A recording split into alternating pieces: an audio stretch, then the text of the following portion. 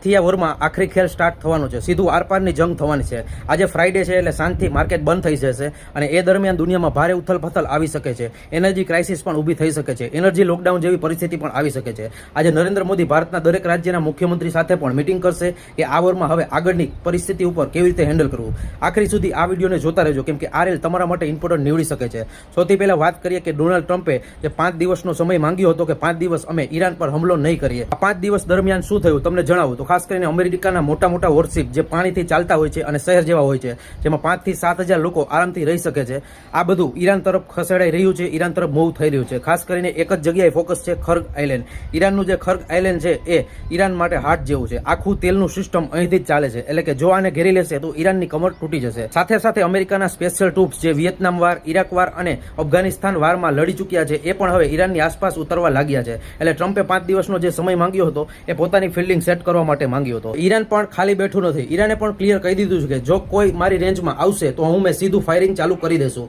અને જો મારા ઓઇલ સિસ્ટમ ઉપર હુમલો થયો તો અમે યુએઈ, કતાર જેવા દેશમાં ડિસેલિનેશન પ્લાન્ટ છે જે ખારું પાણીને પીવાલાયક બનાવી છે એને પણ અમે ઉડાવી દઈશું। આ સીધી ધમકી છે, આ વોરની ઘંટડી છે, અને આ ગેમમાં હવે શું થશે, ખાસ કરીને આજે તો ફ્રાઈડે છે એટલે સાંજે માર્કેટ બંધ થઈ જશે, એ દરમિયાન રિયલ એક્શન થવાનું છે। માર્કેટ પણ સ્માર્ટ છે, મંડે ટ્રમ્પે 5 દિવસના યુદ્ધ વિરામની વાત કરી હતી તો ખાસ કરીને ઓઇલના 10 થી 15 ડોલર તૂટી ગયા, ગોલ્ડ સિલ્વર ઊંચા ગયા અને ઓઇલ ફરીથી ચડવા લાગ્યા। ગોલ્ડ સિલ્વર થોડું નીચે આવવા લાગ્યું છે હવે, એટલે માર્કેટને અંદાજ આવી ગયો છે કે હવે વોર એક્સેલેટ થવાનો છે। આગળ શું થશે તો તમને જણાવી દઉં, પાવર અને એનર્જી ઉપર હુમલો વધશે, ઈરાન રિટેલિએશન કરશે એટલે વોર વધુ તીવ્ર બનશે અને દુનિયામાં તેલની કમી, પાણીની તંગી, ફર્ટિલાઇઝરની સમસ્યા અને મોટા એનર્જી ક્રાઇસિસ આ બધું હવે જોઈ શકો છો। આ સામાન્ય ઝપાઝપી અથવા તો યુદ્ધ નથી રહ્યું, કેમ કે આખા વર્લ્ડ ઓર્ડર બદલવાની આ ગેમ ચાલુ થઈ ગઈ છે।